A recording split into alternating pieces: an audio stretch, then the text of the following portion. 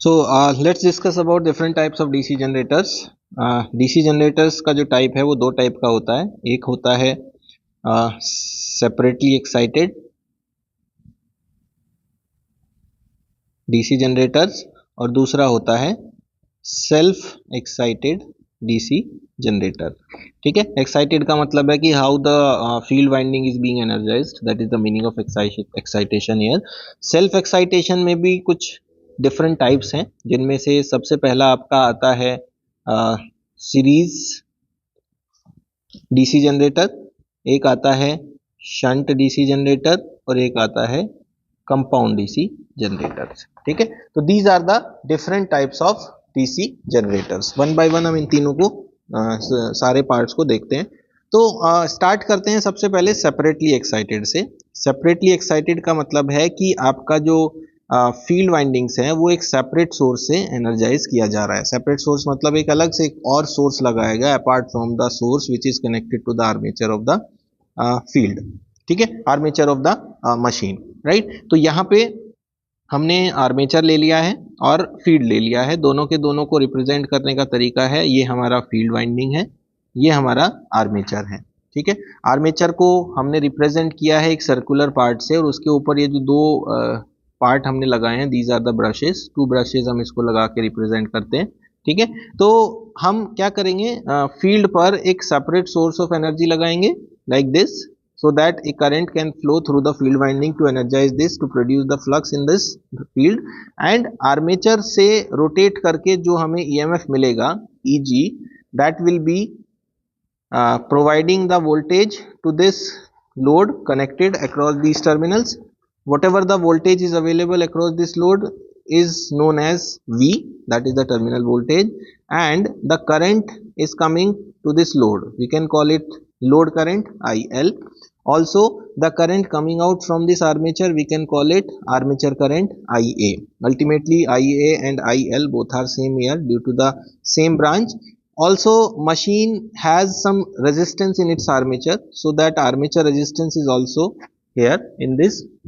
ठीक है, तो इसको समझने से पहले हम एक बार equivalent circuit of DC machine समझ लेते हैं. डीसी मशीन का इक्विवेलेंट सर्किट बनाने के लिए हमारे पास ये एक आर्मेचर होता है, जिस आर्मेचर को हमें रिप्रेजेंट करना है विद इट्स इक्विवेलेंट वेरिएबल्स. तो हमारे पास क्या क्या वेरिएबल है यहाँ पर, एक ईएमएफ है और एक आर्मेचर रेजिस्टेंस है. तो this armature can be simply represented as a voltage source in series with the resistance. This voltage source is the EMF produced by the machine and this is the armature resistance, right. ये हमारा DC machine का equivalent circuit होता है. ये जो दो brushes हैं, इन brushes के अक्रॉस अगर कोई ड्रॉप हमें मेंशन करके दिया जाता है तो we consider this an additional drop in this, right. यानी कि अगर कोई भी ड्रॉप आपका ब्रशेज में अपीयर होगा तो that drop will also be added in this circuit, otherwise हम उसको हमेशा नेग्लेक्ट करके चलेंगे. ठीक है, तो इन दिस सिचुएशन अगर आप यहाँ पर कोई वोल्टेज अप्लाई करते हैं प्लस V, राइट, या कोई भी वोल्टेज अक्रॉस द लोड लग रहा है, तो उस कंडीशन में by using KVL the equation will be equals to minus of V plus E plus IaRa equals to 0.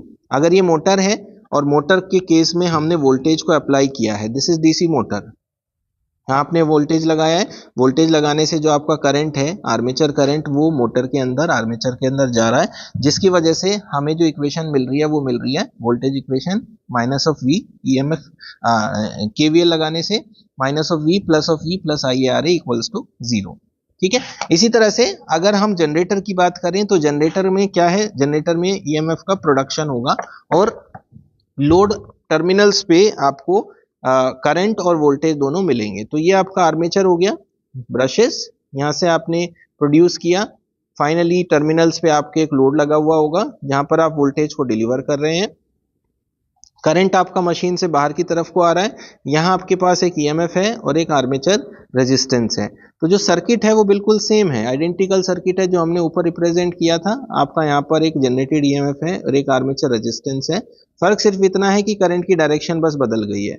In this case, the direction of current is responsible to change this voltage equation जो आपने ऊपर लिखी थी.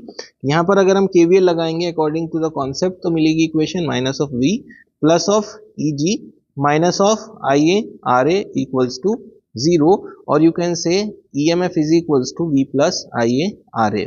In the above case हमारे पास था V is equals to E plus IA RA. अब अगर यहाँ पर ब्रश ड्रॉप की बात हो रही है तो एक ब्रश ड्रॉप कंपोनेंट आपका यहाँ पर अगर दिया है तो ब्रश ड्रॉप ऐड हो जाएगा, और यहाँ भी सिमिलरली अगर दिया है तो ब्रश ड्रॉप ऐड हो जाएगा, और अगर नहीं दिया हुआ है तो हम उसको नेग्लेक्ट करके चलेंगे। तो इन इक्विवेलेंट पैरामीटर्स को समझते हुए अगर हम इस सेपरेटली एक्साइटेड डीसी जनरेटर को देखें तो हमने जनरेटर से करंट जनरेट किया है, यहाँ पर हम एक ईएमएफ और एक आर्मेचर रेजिस्टेंस रिप्रेजेंट कर रहे हैं, और फाइनली जो इक्वेशन हम यहाँ से बनाएंगे कितनी होगी वो इक्वेशन, हमारे पास सबसे पहले तो आर्मेचर करंट और लोड करंट दोनों के दोनों इक्वल हैं, साथ ही साथ जो वोल्टेज इक्वेशन आपकी आ रही है वो सेम आएगी, V is equals to E G plus E G is equals to V plus IA RA. This will be the voltage equation in this case. Also, how much power is being developed by this generator, that is represented by PG, right? Power generated, that is equals to generated EMF multiplied with the current in the armature. And how much power is delivered to the load, load पे कितनी power deliver हो रही है, that is PL, load power is equals to voltage of the load multiplied with the current of the load. ये कुछ relations हैं voltage के और करंट के जो सेपरेटली एक्साइटेड मशीन के केस में हमें एपियर होंगे। ठीक है, अब चलते हैं सेल्फ एक्साइटेड मशीन की तरफ। सेल्फ एक्साइटेड मशीन में हमने आपको 3 टाइप बताए, उसमें से सबसे पहले लेते हैं सीरीज डीसी जनरेटर। सीरीज का मतलब है आर्मेचर वाइंडिंग और field winding will be connecting in series. ठीक है, तो हमने क्या किया, यहां पर एक फील्ड वाइंडिंग लगा दी, ये हमारा आर्मेचर हो गया, ये हमारा लोड टर्मिनल है जहां पर हमें वोल्टेज मिलेगा, ये है हमारा generated EMF and armature resistance. Current will flow outside from this armature, this is RSE। ठीक है, इन द अबव केस हम सेपरेटली एक्साइटेड मशीन में फील्ड वाइंडिंग के रेजिस्टेंस को कह सकते थे RF। ठीक है, यहां हम कह रहे हैं RSE क्योंकि ये सीरीज में लगा हुआ है, राइट। अब how we can represent the equivalent circuit, it's very simple, एक RSE है, एक बैटरी है, एक RA आर्मेचर रेजिस्टेंस है, ये आपका जनरेटर का इक्विवेलेंट डायग्राम हो गया। इन दोनों टर्मिनल्स पे आप वोल्टेज को दे रहे हैं, the current is ISE which is flowing through RSE, the current flowing through this armature is IA and the current flowing through this load is IL. Ultimately all these currents are same क्योंकि series circuit है, we can say all these currents are same. Now if you apply the KVL in this circuit, what will be the equation? By using KVL you can write minus of V plus of I into RSE plus RA plus EG is equals to 0. This will not be plus, this will be minus, क्योंकि current की जो direction है वो बाहर की तरफ आ रही है। तो from here you can see V is equals to क्या बन गया इक्वेशन हमारा, that equation is equals to EG is equals to V plus I into RA plus RSE, ये आपका वोल्टेज इक्वेशन है। इसी तरह से कितना पावर हमारे जनरेटर ने डेवलप किया उसको निकालने के लिए हमारे पास सेम फॉर्मूला है, that is PG is equals to EG into IA, also the power delivered at the load is equals to V multiplied with IL। ठीक है, तो दिस इज सीरीज जनरेटर। अब अगर शंट की बात करें, शंट का मतलब होता है पैरेलल, मींस आपका जो आर्मेचर है वो फील्ड वाइंडिंग के पैरेलल में कनेक्ट हो जाएगा कुछ इस तरह से। ठीक है, ये आपका लोड हो गया, ये आपका प्लस V, करंट आपका बाहर की तरफ को डिलीवर होगा, दैट विल बी IL। ये आपका फील्ड रेजिस्टेंस है, it is represented by RSH here, shunt field resistance. A current will be delivering to this field to develop the flux in this field winding.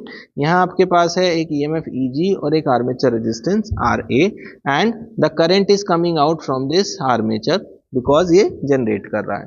What will be the equations here, अगर आप यहाँ पर KVL लगाते हैं, again you will get minus of V plus EG minus IA RA equals to 0, you will get EG is equals to V plus IA RA। ये आपका voltage equation हो गया।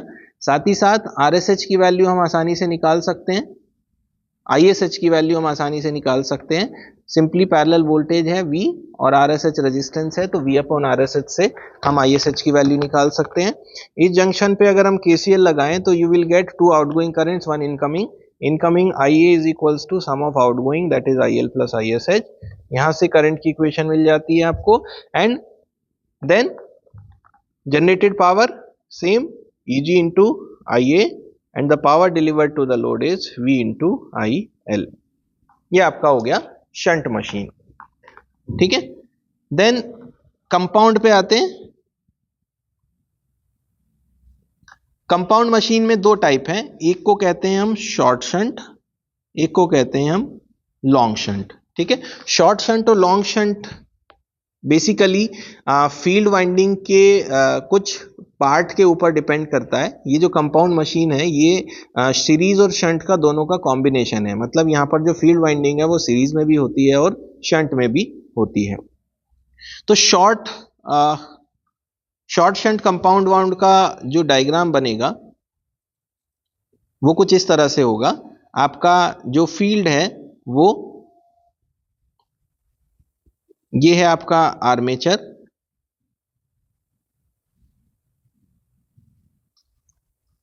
एंड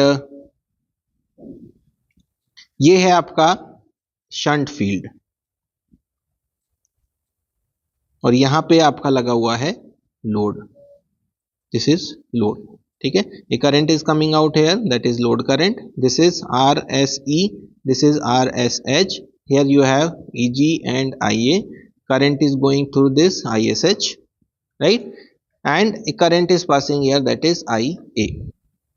और अगर लॉन्ग शंट का हम डायग्राम देखें तो what is the difference, you can C from the diagram itself. आपका जो फील्ड है वो आर्मेचर के साथ हमने लगाया, इस बार जो फील्ड बनेगा वो पूरे के पूरे शंट ब्रांच को कवर करते हुए बनाएंगे। You can see the difference. Long shunt का मतलब क्या है, लॉन्ग शंट का मतलब है कि ये जो पूरा का पूरा लॉन्ग ब्रांच है इसको शंट किया गया है, और शॉर्ट शंट का मतलब है कि सिर्फ और सिर्फ आर्मेचर को ही शंट किया गया है, बाकी का रिमेनिंग पार्ट आपका सीरीज में चला गया, ठीक है। बाकी सब चीजें सेम है। IL ये आपका RSE नाम दे देंगे इसको, ये RSH हो गया। यहाँ आपके पास जनरेटेड EMF है RA है, current in going outside, this is ISH, ठीक है। करंट और वोल्टेज के रिलेशन हम आसानी से लिख सकते हैं, राइट। वोल्टेज के KVL और KCL लगा के हम यहाँ से अगर इक्वेशन लिखना चाहते हैं तो यहाँ आपको मिलेगा IA is equals to IL plus ISH, here also same equation मिलेगा, IA equals to IL plus ISH। Voltage के KVL और KCL लगाने से आपको यहाँ से एक इक्वेशन मिल जाएगी, यहाँ से एक इक्वेशन मिल जाएगी, this is plus minus V, this is plus minus V।